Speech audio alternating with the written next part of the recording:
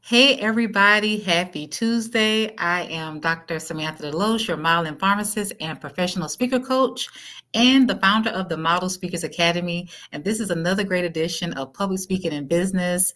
I know I haven't been doing as many episodes for the holiday season, but that's okay. Today, we're going to have a special treat. We have Bryan Clayton here, and he's going to introduce himself in a short bit. But I just want to give you another refresher on the Model Speakers Academy.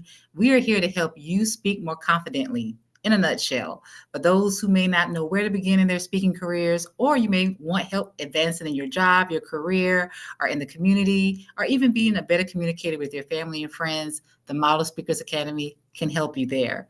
And our model stands for motivate, organize, deliver, engage, and lead. And that's what you will have if you join the Model Speakers Academy. And I have to plug real quick, the Model Speakers Academy has their first international retreat happening next October 2025 in Bali, Indonesia. So if you want a great experience where you can brush up on your speaking skills, learn some tips, meet some other great speakers from across the world, and explore a beautiful country, then this retreat is for you. So definitely, you want to sign up as soon as possible. You got to get on the books, and then you can make your payments as necessary. And as long as the trip is paid for by August 2025, you are set. So enough about all of that. I want to welcome Mr. Bryan Clayton to the Public Speaking and Business platform. Welcome, Bryan. Samantha, it's great to be here. Thanks for having me on. Thank you so much. So tell us a little bit about your business and your brand. Yeah, so I'm CEO of a company called GreenPal, and GreenPal is a mobile app that works kind of like Instacart or DoorDash or even Uber, but for lawn mowing services. So if you have a yard, somebody's got to mow the yard. How do you normally get that done? Rather than calling around and leaving voicemails and stuff like that, you just download GreenPal, pop your address in, and somebody comes out and mows the yard for you, and you can pay them a schedule right through the app. Wow. And GreenPal is a 10-year overnight success. We've been at this for a little over a decade, and now nationwide in the United States, anywhere you can order a lawn mowing service on GreenPal. Wow, that's cool. And I love that you said it was a 10-year overnight success because many people think that things happen just like that, but it's a process of being consistent. And sometimes your big dream may not happen right away. So, can you Totally. talk a little bit about that? Like the process, and did you ever feel like giving up? Oh man, it really is. It's kind of like it's it's like naivete as an asset. So nobody tells you how hard it's going to be and how long it's going to take, but that's a good thing because if you actually knew how hard it was going to be to get something going from scratch, you would never do it. And so that's how it unfolded for me. I thought that we were going to have thousands of transactions on GreenPal, within the first year, and that took 5 years. And I think what kept me going was I had made a decision, a conscious decision that no matter what, I was just going to work as hard as I could on my best idea. And whatever my best idea was, I was going to work 6, 7 days a week on that one thing. And GreenPal is the only good idea I've had in a decade. So that's kind of what kept me in the game Mhm. through those hard parts. Is that you just make a decision on what the vision is, what the project is, and just go and just keep going on it relentlessly until you get something going. Wow, well, I love that. I feel like that's already a message right there. So if you just tuned in, you got a whole message right there. You got to make up in your mind, make a decision, and keep going because it's not going to be easy, but it will be worth it. So let me go Totally. ahead and get into the first question. Why do you believe public speaking is a crucial skill for business professionals today? I think as a business owner, as a founder, the first thing you're going to learn is you have to be like pretty good at about 20 different things. You have to be decent at a lot, and whether it be like marketing, copywriting, strategy, operations, bookkeeping, accounting, all these things. You got to like be dangerously good at all of them. And public speaking is one of those things for a couple of reasons. One, when you go into recruiting and hiring people to work on the project with you, you have to be able to communicate your vision uh, in a way that people want to join the project with you and they want to join the journey with you. And if you can't do that, recruiting is going to be tough, and keeping people is going to Mhm. be tough. And so, being able to communicate and crystallize what it is, your vision of the future, and how other people can join you on that journey. Public speaking is a big part of that. And if you look at like the 7 or 10 most valuable, successful companies in the world, all of their CEOs have this ability to communicate and show you a version of the world that doesn't exist, and to get you to believe in that. And public speaking is part of that. And so it's one of those things that we're not taught how to do. Nobody teaches us how to be a good public speaker in school. And it's like you just do it wrong until you get it right, or you maybe you just never do it and you never get good at it. It very much is a skill that has to be learned and practiced, and it's never done. You're always getting better and better at it. Yeah, and I totally agree with that because public speaking is a skill. We all know how to talk, but we don't know how to actually speak publicly sometimes. And it's a big difference. And I love when you said, as a business owner, you have to be able to sell people that dream, share Totally. that vision. And so the best way to do it is through public speaking. So I totally love that. So my second question is, can you share a personal experience where public speaking significantly impacted your career or business? Yeah, there's times I've done it well, and there's times I've done it wrong. And one time I was giving, my first company was a landscaping business that I grew to a couple hundred employees. And one time I was giving a talk, and I was conducting like a weekly safety meeting, and one of my team members posed a question, and I didn't like it, and I can't really remember what the question was, but I didn't handle it well. Mm. And I remember concluding that meeting, and I just felt so bad that I could have handled it better, and that I let everybody down. And it was one of those moments that I'll never forget. And even though it was 20 years ago, and so you want to be prepared for those moments where you're standing in front of people and you have to handle maybe some negative feedback or some negative issues that you're dealing with, and the ability to take that in and ingest it and convey confidence and reassure your people in those moments really are what define you as a leader and define you as a founder, and can define your success as to what it is you're trying to do. And so after I screwed that up, I decided that's never going to happen again. And I started to read books on leadership and speaking, and started to attend Toastmasters. I tried to go once a week, and I slowly but surely got better and better and better at it. And it really served me well in year one of Green Pal, when we were just an idea and a prototype, and we hadn't built any software yet. And there was a pitch competition for new startup ideas. And I was able to write a speech, practice it to where I couldn't screw it up, and deliver the speech about what Green Pal was and what our vision was and what we were trying to do.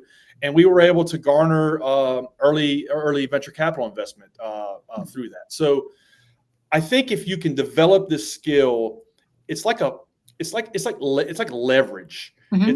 It's like a fulcrum that you can use at key moments in life and in business.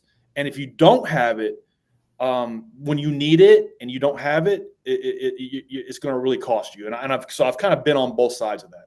Wow. Well, thanks for your transparency, because a part of being a good speaker is a good listener. And so we Totally. have to be able to take, sometimes the good feedback, we love that, but sometimes that not so good feedback, we have to be able to take it with grace, humility. And I think life experiences give you what you need at different stages. And so what you learned through your landscaping was able to help you, secure that pitch and help you with Green Pal. So I believe all of our experiences, both good and not so good, can help mold and shape us if we learn the lesson. If we Exactly. choose not to, then we'll keep repeating the same thing. So thank you for that. So my next question is, what are some common public speaking challenges that many business professionals face, and how can they overcome them? Yeah, the challenges I think that your average business owner faces is that the opportunity to public speak doesn't come up very often. It's like most business owners don't have 100 employees. They might have 3, they may have 4. And so it's like, you're not put on the spot to hone and practice this skill. And maybe you never do. And then when you need it, it's not there. You don't have any gas in the tank, so to speak. So how do you overcome that? How did I overcome it? First off, like I mentioned earlier, Toastmasters.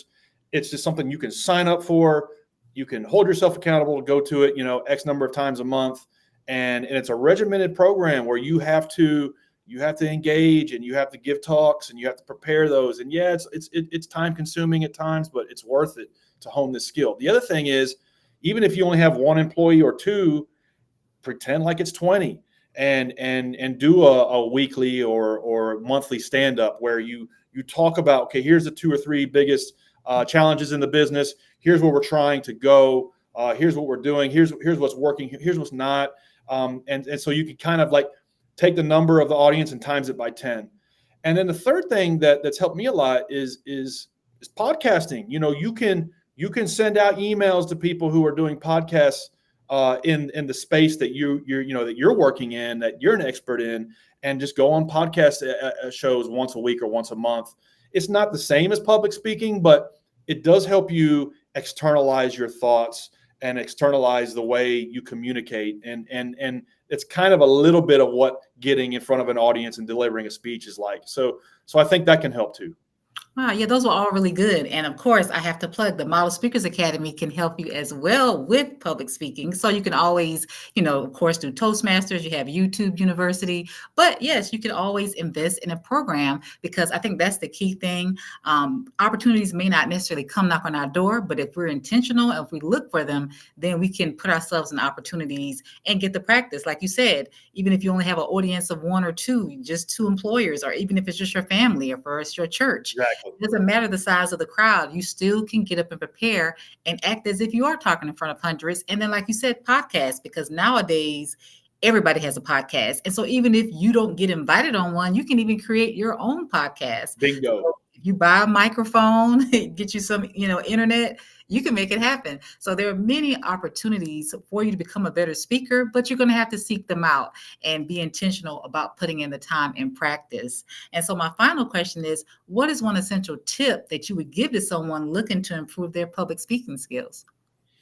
Yeah, so the first thing is, like I mentioned earlier, as a founder, as a business owner, you got to be good at about 20 different things. And so just accept that. A lot of times we can sit here and say, oh, well, I'm not a public speaker, therefore I don't have to learn public speaking. Well, you're going to have to use this skill at times when building a business. And so it's just one of the dozen things or 2 dozen things you have to be good at. Accept that. It's just the way it is. And so then how do you get good at it, and how do you hone this craft? You have to be intentional about it, and you have to like visualize getting up in front of a group of people and bombing and screwing it up to kind of motivate you to want to develop the skill. And then the third thing is a quote, one of my favorite quotes by Steve Martin, the comedian and actor. He wrote a book on his life, and one of the things he says in the book is be so good they can't say no. And so what he meant by that was practicing the material over and over and over and over again to where you can't screw it up. I read once that NFL and professional athletes don't practice things so they can get it right. They practice them so many times where they can't screw it up. So if your first 2 or 3 talks, or maybe you're put on the spot and you have to give a talk, practice that darn thing so many times and be so good at it that your audience can't say no and you can't screw it up. Wow, well, I love that. And that succinctly says it, be so good at it. Practice how you play. You want to give it your very best. And I love that you said that as a business owner, we have to realize we have to wear many hats.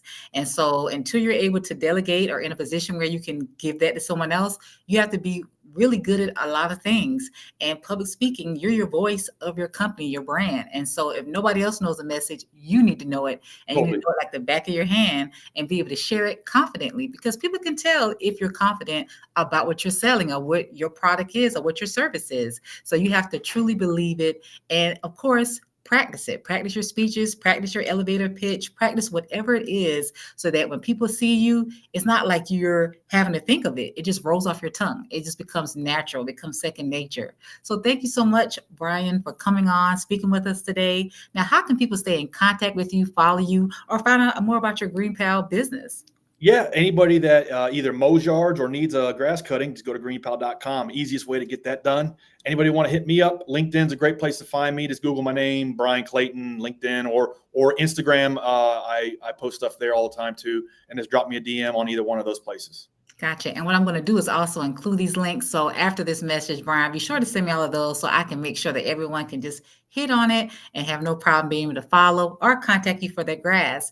So I hope you all enjoyed today's public speaking and business conversation. I got some great insights from Bryan, and I hope you did as well. So make sure you stay tuned to public speaking and business, because I love to bring new, fresh ideas and conversations with professionals who are out here doing it, speaking and sharing their stories, sharing their voices. Have a good day, everyone.